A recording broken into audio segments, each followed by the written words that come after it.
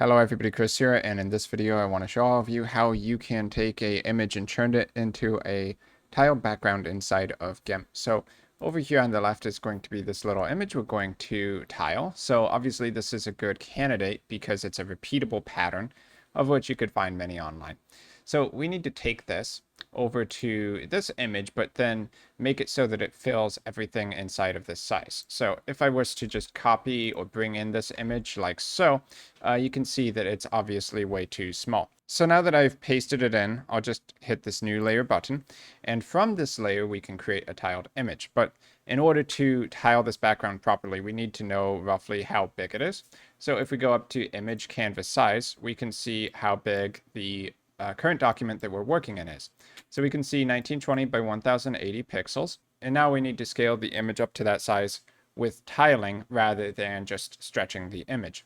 So if we take our image, this background copy layer, and now we go up to the filters menu down to map, there is an option here called tile. So when we select the tile tool, we need to give it a size to scale to. So one way of doing it would be just to put in the resolution of the canvas, like 1920 by 1080, and that should work.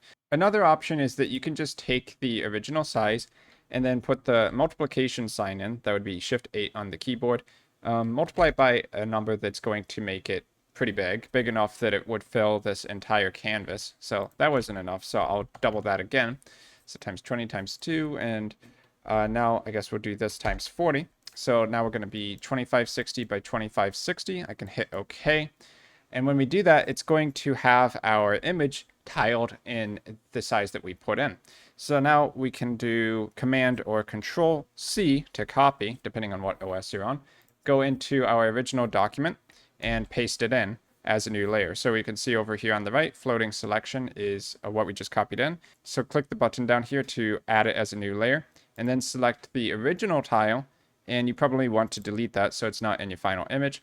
Then just move your new background down below anything else that you have in your document. So now we've taken our original tile image and turned it into a tiled background at a much bigger size than the original. So that's pretty much how you use the tile tool inside of GIMP. I hope this helped some of you out there. Thanks for watching. I've been Chris, and I will see you in my future video content.